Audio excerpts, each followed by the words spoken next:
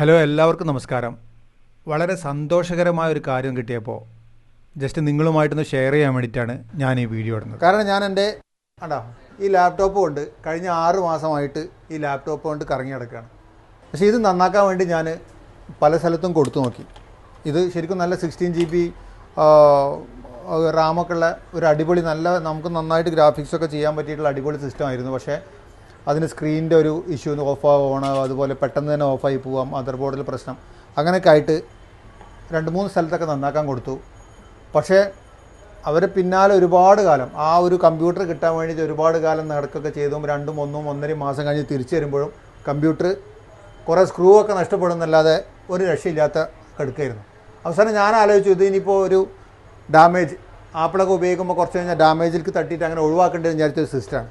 അങ്ങനെ എനിക്ക് സിസ്റ്റം അത്യാവശ്യമാണ്. കാരണം എനിക്ക് നന്നായിട്ട് വീഡിയോ ഒക്കെ എഡിറ്റ് ചെയ്യാനൊക്കെ നല്ല ഫാസ്റ്റായിട്ട് ചെയ്യാൻ പറ്റിയൊരു സിസ്റ്റം ആയതുകൊണ്ട് തന്നെ ഞാൻ എൻ്റെ ഫേസ്ബുക്ക് പേജിൽ, നമ്മുടെ ഐഷൂട്ടിൻ്റെ പേജിലൊരു പോസ്റ്റ് ഇട്ടു. അങ്ങനെയാണ് ഞാൻ ഷിജു എന്ന് പറഞ്ഞിട്ട് ഒരാളെ കിട്ടി, ആപ്പിൾട്രോണിക്സ് കൊച്ചിയിൽ. ഞാൻ പരിചയമുള്ള ആളല്ല, നമ്മുടെ ഒരു സബ്സ്ക്രൈബറാണ്. എന്തായാലും ഞാൻ കൊച്ചിയിലേക്ക് സാധനം അയച്ചു. സാധനം കിട്ടിയ അന്ന് മുതൽ ഈ സർവീസും കാര്യങ്ങളൊക്കെ ചെയ്യുമ്പോൾ സാധനം കിട്ടിയ അന്ന് മുതൽ ഓരോ ദിവസവും അന്നത്തെ അപ്ഡേറ്റ്, എന്ത് ചെയ്തു, എന്തൊക്കെ എത്തി, എന്തൊക്കെ ചെയ്യാനുണ്ട്, അതിൻ്റെ മുഴുവൻ ഡീറ്റെയിൽസ്.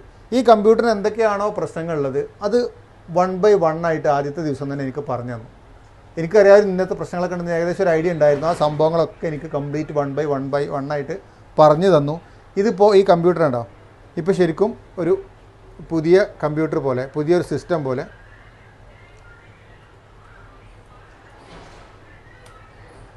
സിസ്റ്റം പോലെ റീസ്റ്റോർ ചെയ്തെടുത്തിരിക്കുകയാണ്. ബാറ്ററി മാറ്റി, മദർ ബോർഡിൽ കംപ്ലയിൻ്റ് ഒക്കെ ഉണ്ടാകുമ്പോൾ ശരിക്കും പറഞ്ഞത് മദർ ബോർഡ് മാറ്റണം എന്നൊക്കെയുള്ള രീതിയിൽ ഒഴിവാക്കിയിട്ട കമ്പ്യൂട്ടറാണ്. ആ മദർ ബോർഡിൻ്റെ ഉള്ളിൽ എന്താണോ കംപ്ലയിൻ്റ് ഉള്ളത് ആ സംഭവങ്ങളൊക്കെ റിപ്പയർ ചെയ്തിട്ട് ഇപ്പോൾ രണ്ടാമത്തെ സിസ്റ്റം നമുക്കൊരു വർക്ക് ചെയ്യാൻ പറ്റിയ ഒരു ഫ്രഷ് സിസ്റ്റം പോലെ റീസ്റ്റോർ ചെയ്ത് തന്നിരിക്കുകയാണ്. അപ്പോൾ ഇതാണ് ഷോപ്പിൽ കണ്ട ഒരുപാട് സിസ്റ്റങ്ങൾ ഇങ്ങനെ ഇപ്പോൾ വർക്ക് കഴിഞ്ഞതൊക്കെ ഓണായിട്ട് ഇട്ടിട്ടുണ്ട്. 2, 3, 4 ദിവസം ഇങ്ങനെ ഇട്ടതിന് ശേഷം ഓക്കെ അതിന് ശേഷമാണ് കസ്റ്റമേഴ്സിന് കൊടുക്കുന്ന ഒരുപാട് കാര്യങ്ങളുണ്ട്. പിന്നെ ഉള്ളിലാണ് സർവീസ് സെൻറ്റർ. അപ്പോൾ നമുക്ക് ഷിജുവിനെ വിളിച്ചിട്ട്, ഷിജുവിൻ്റെ കൂടെ വർക്ക് ചെയ്യാൻ പേരെന്താ, പ്രതീക്ഷ ഉണ്ട് ഇവിടെ. അപ്പോൾ നമുക്ക് ഷിജുവിനെ വിളിച്ച് കുറച്ച് കാര്യങ്ങളൊക്കെ ഒന്ന് അന്വേഷിച്ചറിയാം. അതുപോലെ സർവീസ് സെൻറ്റർ കാണാൻ പറ്റുകയാണെങ്കിൽ ഞാൻ കാണിച്ചു തരാം. ഇവിടെ നമുക്ക് ലാപ്ടോപ്പ്, അതുപോലെ കമ്പ്യൂട്ടർ, അതുപോലെ മൊബൈൽ, അതുപോലെ അല്ലേ വാച്ചുകളൊക്കെ ചെയ്യുന്നുണ്ട്. അതുകൊണ്ട് കണ്ടെത്തിയ സാധനങ്ങൾക്ക് കാണിച്ചു തരാമെന്നുള്ളതാണ് ഞാനിപ്പോൾ ഉദ്ദേശിക്കുന്നത്. ഇത് നമ്മുടെ കൊച്ചിയിൽ മറൈൻ ഡ്രൈവിലുള്ള പയനീർ ബിൽഡിങ്സിലാണ്. നമുക്ക് ഷിജുവിനെ വിളിച്ചിട്ട് എന്തൊക്കെയാണ് ഇതിൽ സാധനങ്ങൾ എന്തൊക്കെ ചെയ്തു, ബാക്കി എന്തൊക്കെയാണ് ചെയ്തുകൊണ്ടിരിക്കുന്നത് നമുക്കൊരു ഡീറ്റെയിൽസ് എടുത്താൽ ഒരു പക്ഷേ നിങ്ങൾക്ക് നിങ്ങളുടെ മൊബൈൽ ഫോണോ എന്താണോ ചിലപ്പോൾ നിങ്ങൾക്ക് ഉപകാരപ്പെടാൻ സാധ്യതയുണ്ട്.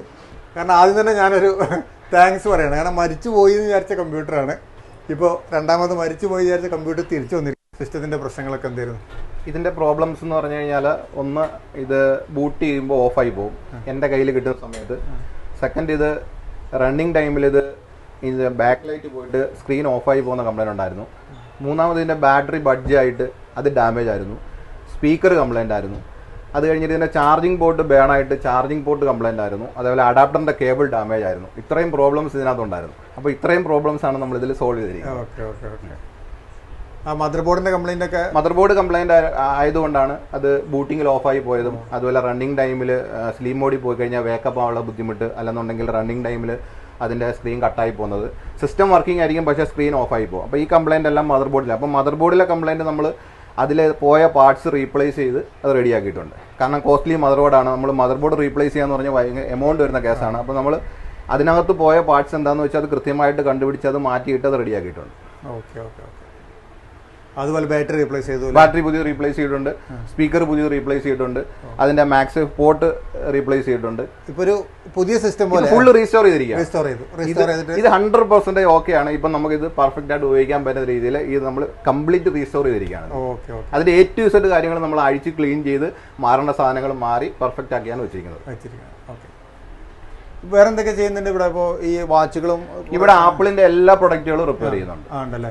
ആപ്പിളിന്റെ മാക്ബുക്ക്, ഐഫോൺ, ആപ്പിൾ വാച്ചിനകത്ത് ഇപ്പം എവിടെയെങ്കിലും താഴെ വീണ് പൊട്ടി കഴിഞ്ഞ് ഗ്ലാസ് ബ്രേക്ക് ആയി കഴിഞ്ഞു കഴിഞ്ഞാൽ അത് മാറ്റി കൊടുക്കുന്നുണ്ട്. എയർപോർട്സിന്റെ ബാറ്ററി മാറ്റി കൊടുക്കുന്നുണ്ട്. ഇതൊക്കെ പൊട്ടി അതെ അതെ, അത് നമുക്ക് റെഡിയാക്കാൻ പറ്റും.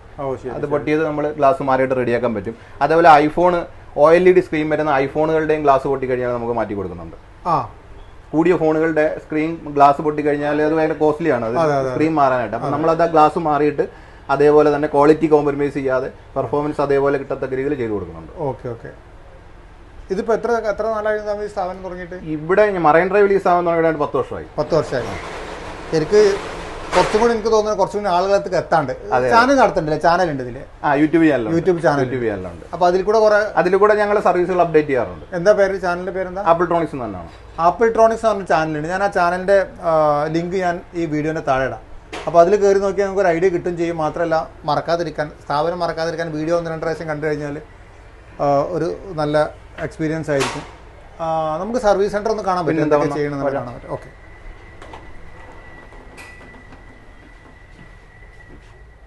ഓ, ഇത് നോക്കിയേ, ഇത് സ്ക്രീനൊക്കെ ഉണ്ട് ഇതിലല്ലേ? സ്ക്രീന്, ബോഡി, എല്ലാ സാധനങ്ങളും ഉണ്ട്. എല്ലാ പാർട്സും നമുക്കിവിടെ അവൈലബിൾ ആണ്. ഇത് വെച്ചിട്ടാണ്, മൈക്രോസ്കോപ്പ് വെച്ചിട്ടാണ് ബോർഡൊക്കെ റിപ്പയർ ചെയ്യുന്നത്. അതെ അതെ അതെ. ഓക്കെ. ഫുള്ളി എക്വിപ്ഡ് ആണ് നമ്മുടെ സർവീസ് സെന്റർ. എല്ലാ ആധുനിക സംവിധാനങ്ങളും ഉണ്ട്. നമ്മൾ ഒരു ഡിവൈസ് റിപ്പയർ ചെയ്യാൻ എന്തൊക്കെ ടൂൾസ് ആവശ്യമാണോ അതെല്ലാം തന്നെ നമ്മളിവിടെ വാങ്ങിച്ചു വെച്ചിട്ടാണ് റിപ്പയർ ചെയ്യുന്നത്. അപ്പോൾ ടൂൾസിന്റെ കാര്യത്തിലൊന്നും നമ്മൾ കോംപ്രമൈസ് ചെയ്തിട്ടില്ല. അത് ലോകത്ത് എവിടെ കിട്ടുന്ന ടൂൾസ് ആയാലും നമ്മൾ വാങ്ങിച്ചു വെച്ച് ചെയ്യുന്നുണ്ട്. സ്റ്റാൻഡേർഡ് ടൂൾസുകൾ മാത്രമേ നമ്മൾ ഉപയോഗിക്കാറുള്ളൂ. ഇപ്പോൾ തന്നെ ഓരോ സാധനങ്ങളായാലും നമ്മൾ സ്റ്റാൻഡേർഡ്സ്, ഇതൊക്കെ US കമ്പനിയുടെ ഹാക്കോടെ പിന്നെ സോൾഡറിംഗ് ആണുകളാണ്. അത് കോസ്റ്റ്ലി ആണുകളാണ്. അപ്പോൾ ഇത് JVCയുടെ സോൾഡറിംഗാണ്. നമ്മൾ ഓരോ പർപ്പസിനായിട്ട് 3 സോൾഡറിംഗ് തന്നെ ഈ ടേബിളിലുണ്ട്, ഓരോ പർപ്പസിന് വേണ്ടിയിട്ട്. അപ്പോൾ എല്ലാം കോസ്റ്റ്ലി സാധനങ്ങൾ വെച്ചിട്ടാണ് നമ്മൾ ചെയ്യുന്നത്. അതിന് ഹീറ്റൊക്കെ നമുക്ക് കറക്റ്റ്, എല്ലാം ഡിജിറ്റൽ കൺട്രോൾഡ് ആണ്. വെറുതെ മറ്റേതുപോലെ ചെയ്യണമല്ല. ഇതെന്ന് വെച്ച് കഴിഞ്ഞാൽ ഇതിന്റെയൊക്കെ ഒരു പ്രത്യേകത എന്ന് പറഞ്ഞു കഴിഞ്ഞാൽ, ഇത് ഞാൻ ഇവിടുന്ന് കൈ എടുത്ത് ഇവിടെ വരുമ്പോഴത്തേക്ക് ഇത് ഫുള്ള് ഹീറ്റ് ആയിരിക്കും ഈ സമയം കൊണ്ട്. അത്രയ്ക്ക് ഫാസ്റ്റ് ആണ്. ഇത് സോൾഡറിംഗ് ആൻഡ് മാനുഫാക്ചർ കമ്പനികളെ നമ്പർ 1 ടോപ്പാണ് ഈ JVC എന്ന് പറയുന്നത്. പക്ഷേ ഇത് കോസ്റ്റ്ലി ആണ്. കാരണം ഇതിന്റെ ഒരു ബിറ്റ് റീപ്ലേസ് ചെയ്യണമെന്നുണ്ടെങ്കിൽ 2600 രൂപ ബിറ്റ് കോസ്റ്റ് ആണ്. സാധാരണ ഒരു സോൾഡറിംഗ് ആണ് 2000 രൂപ ഉള്ളൂ. അതെ അതെ അതെ അതെ അതെ. കാരണം നമുക്ക് അത്രയും പ്രിസിഷൻ ആയിട്ടുള്ള ടൂൾസ് ഉണ്ടെങ്കിൽ മാത്രമേ ഇത് പെർഫെക്റ്റ് ആയിട്ട് ചെയ്തെടുക്കാൻ പറ്റൂ. ആ ടൂൾസ് ഒരു ഇമ്പോർട്ടന്റ് ഫാക്ടറാണ് ഇതിനകത്ത്. ശരിക്കും എനിക്ക് തോന്നുന്നത് ഇത് ബിസിനസ് അല്ല, ഒരു ക്രേസ് ആണല്ലേ? എനിക്കൊരു പാഷനാണ്. ഞാനൊരു 20 വർഷത്തിൽ മേലായിട്ടുണ്ട് ഇലക്ട്രോണിക് സർവീസ് ഇൻഡസ്ട്രി വന്നിട്ടുണ്ട്. 10 വർഷമായിട്ട് ഞാൻ ആപ്പിൾ ചെയ്യുന്നുണ്ട്. ഇതെന്റെ പാഷനാണ്. എന്റെ സാറ്റിസ്ഫാക്ഷൻ കഴിഞ്ഞിട്ടേ ഉള്ളൂ. എനിക്കൊരു സാറ്റിസ്ഫാക്ഷൻ ആണ്. ഏതൊരു ഡിവൈസ് പണിയുന്ന സമയത്തും എന്റെ സാറ്റിസ്ഫാക്ഷൻ ആണ് ഫസ്റ്റ്. അത് കഴിഞ്ഞിട്ടാണ് നമ്മൾ അതിന്റെ രണ്ടാമത്തെ ബിസിനസ് സാധ്യതകളിലോട്ട് ചിന്തിക്കുന്നുള്ളൂ. സാധനം നന്നാക്കിയിരിക്കണം. അതെ അതെ. ചെയ്യുന്ന സാധനങ്ങൾ ഓരോന്നും നമ്മുടെ സ്വന്തം സാധനം എന്നുള്ള രീതിയിൽ പെർഫെക്റ്റ് ആയിട്ട് കമ്പനി എങ്ങനെ അവിടുന്ന് അസംബിൾ ചെയ്ത് വിട്ടോ അതേപോലെ തന്നെ റിപ്പയർ ചെയ്ത് തിരിച്ച് അതേപോലെ ചെയ്ത് കൊടുക്കണം. അതാണ് സർവീസ് കൊണ്ട് ഉദ്ദേശിക്കുന്നത്. ഇതൊക്കെ സോൾഡറിംഗിന്റെ അല്ല, ഇത് ഡിജിറ്റൽ പവർ സപ്ലൈ ആണ്. ഇത് നമ്മൾ ടെസ്റ്റിംഗ് പർപ്പസിന് ഉപയോഗിക്കുന്നതാണ്. ഇത് ഗ്രൈൻഡിങ് പർപ്പസിനൊക്കെ, ചെറിയ മൈന്യൂട്ട് വർക്കുകൾക്ക് ഗ്രൈൻഡിങ്ങിനൊക്കെ ഉപയോഗിക്കുന്നതാണ്. ഇതൊക്കെ ഉണ്ട്, കുറെ സാധനങ്ങളുണ്ടല്ലോ. അതെ അതെ അതെ. ഇത് നമ്മൾ അത്യാവശ്യമുള്ള സാധനങ്ങൾ മാത്രമേ ഡിസ്പ്ലേ കിട്ടുള്ളൂ. ഇനി നമ്മുടെ ഇതിന്റെ ഒരു 2 ഇരട്ടി സാധനങ്ങൾ അല്ലാതെ ഇരിപ്പുണ്ട്. ഇത് നമ്മൾ ഐഫോണിന്റെ പുതിയ മോഡൽ OLEDയുടെയൊക്കെ ഗ്ലാസ് കംപ്ലൈന്റ് ആയി കഴിഞ്ഞാൽ, ഗ്ലാസ് പൊട്ടിക്കഴിഞ്ഞാൽ, ടച്ച് കംപ്ലൈന്റ് ആയി കഴിഞ്ഞാൽ റീപ്ലേസ് ചെയ്യുന്ന സാധനങ്ങളാണ്. ഇതേപോലെ ഇതിപ്പോൾ ഐഫോൺ Xന്റെ ഒക്കെ ഗ്ലാസ് ഈ രീതിയിൽ പൊട്ടിക്കഴിഞ്ഞാൽ ഈ ഡിസ്പ്ലേ കോസ്റ്റ്ലി ആണ്. ഒറിജിനൽ പുറത്ത് മേടിക്കാൻ കിട്ടില്ല. കമ്പനിയിൽ നല്ല വില കൊടുക്കണം. അപ്പോൾ നമ്മൾ ഈ ഗ്ലാസ് മാറിയിട്ടിട്ട് നമുക്കിത് 100% ഓക്കെ ആക്കി എടുക്കാം. ഇത് എങ്ങനെ ഒരു പുതിയ ഡിസ്പ്ലേ എങ്ങനെ ഇരിക്കുന്നു ആ രീതിയിൽ തന്നെ ഇത് ചെയ്തെടുക്കാം. ഇപ്പോൾ എല്ലാ സിസ്റ്റം ഇവിടെ കമ്പ്യൂട്ടർ ചെയ്യൂലേ? ഇതിവിടെ മാക്ബുക്ക് ആണ് മെയിനായിട്ട് ഈ ടേബിൾ ചെയ്യുന്നത്. ബാക്കി ഇനി ഐഫോൺ, ഐപാഡ് ഒക്കെ അടുത്ത ടേബിളിലാണ് ചെയ്യുന്നത്. ശരി, അതും കൂടെ ഒന്ന് കണ്ടാലോ? ഓക്കെ.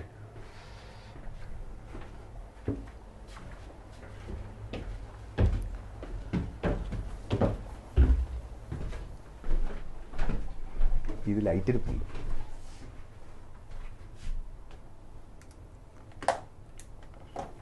ഇവിടുന്നാണ് ഞാൻ വീഡിയോ ഷൂട്ട് ചെയ്യുന്നത്. ഈ ടേബിളിൽ നിന്നാണ്. അവിടെ ഇരുന്നിട്ടല്ലേ? ഇത് അതിന് ചള്ളിയിട്ടാണ്. അതെ അതെ അതെ. ഓക്കെ.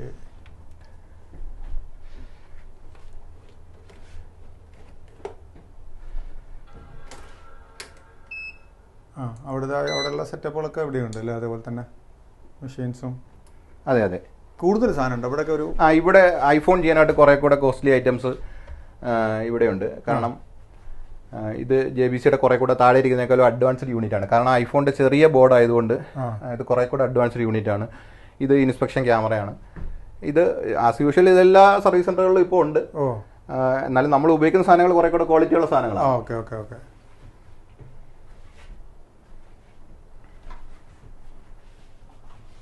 എല്ലാം എക്യുപ്ഡാണ്. കണ്ടമാനം സാധനങ്ങളുണ്ടല്ലോ അവിടെ. പാർട്സ് എല്ലാം നമ്മൾ റെഡി സ്റ്റോക്ക് ചെയ്തിരിക്കുകയാണ്. അതുകൊണ്ട് അധികം സമയം എടുക്കാതെ ഇല്ല, പെട്ടെന്ന് ഇവിടെ നമുക്ക് സർവീസ് ചെയ്യാൻ പറ്റും. ഇപ്പോൾ ദൂരെ നിന്ന് ഒരാൾ വിളിച്ച് പറഞ്ഞിട്ട് വരുവാണെന്നുണ്ടെങ്കിൽ നമുക്ക് ഒരു 1 hour 2 hour parts level complications ഒന്നും ഇല്ലാത്ത സർവീസ് ആണെങ്കിൽ പെട്ടെന്ന് കൊടുക്കാം. ഇനി ഒരുവിധം കോംപ്ലിക്കേഷൻ ഉണ്ടെങ്കിൽ ഒരു ദിവസമൊക്കെ ഇവിടെ എറണാകുളത്ത് നമുക്ക് ഇവിടെ നിൽക്കാമെന്നുണ്ടെങ്കിൽ ഒരുവിധം കേസുകളൊക്കെ ഞങ്ങൾ ചെയ്ത് കൊടുക്കാറുണ്ട്. മുൻകൂട്ടി നമ്മളെ അറിയിപ്പിച്ചിട്ട് വന്നു കഴിഞ്ഞാൽ നമുക്കത് അറിയാൻ പറ്റും. കംപ്ലൈന്റ് പറയുമ്പോൾ തന്നെ അറിയാൻ പറ്റും ഇത് ഒരു ദിവസം കൊണ്ട് ചെയ്യാൻ പറ്റുന്നതാണോ ഇല്ലയോ എന്നുള്ളത്. അപ്പൊ അങ്ങനെയുള്ള കേസുകൾ കസ്റ്റമർ വിളിച്ചിട്ട് വരാന്നുണ്ടെങ്കിൽ നമുക്ക് ചെയ്ത് കൊടുക്കാൻ പറ്റും. ഈ ഗ്രീൻ സ്ക്രീൻ വീഡിയോ ഇത് ഞാൻ ഇവിടുന്ന് വീഡിയോ ഷൂട്ട് ചെയ്യാറുണ്ട്. ആ സമയത്ത് ഇവിടുന്ന് തന്നെയാണ് നമ്മൾ ഷൂട്ട് ചെയ്യുന്നത്, ഞങ്ങളുടെ ചാനലിന് വേണ്ടിയിട്ടുള്ളത്. അതിനുവേണ്ടി ചെയ്തത്. അതെ അതെ. ഇത് എവിടുന്നാ പഠിച്ചത്? അതോ പാഷന്റെ പുറത്തിരുന്ന് പഠിച്ചത്? അല്ല, ഞാൻ ബേസിക്കലി ഇലക്ട്രോണിക്സ് പഠിച്ചിട്ടുള്ള ആളാണ്. അതിനുശേഷം ഞാൻ ഗ്രാജുവലി ആദ്യകാലങ്ങളിൽ ഹോം അപ്ലയൻസ് ആയിരുന്നു സർവീസ്. അതിനുശേഷം കമ്പ്യൂട്ടർ ഇൻഡസ്ട്രി വന്നു. അത് കഴിഞ്ഞ് ലാപ്ടോപ്പ് സർവീസായി. അതിനുശേഷമാണ് ഞാൻ മാക്കിലോട്ട് കംപ്ലീറ്റ് ആപ്പിൾ പ്രൊഡക്റ്റിലോട്ട് മാറ്റിയത്. അതെ അതെ. ഓക്കെ. അപ്പോൾ ഇത് സർവീസ് സെന്റർ, ഇനി ഒരു സെയിൽസ് സെന്ററും കൂടി സെയിൽസ് ഫ്രണ്ടിലുണ്ട്. അതും കൂടെ ഞാൻ കാണിക്കാം. ഓക്കെ.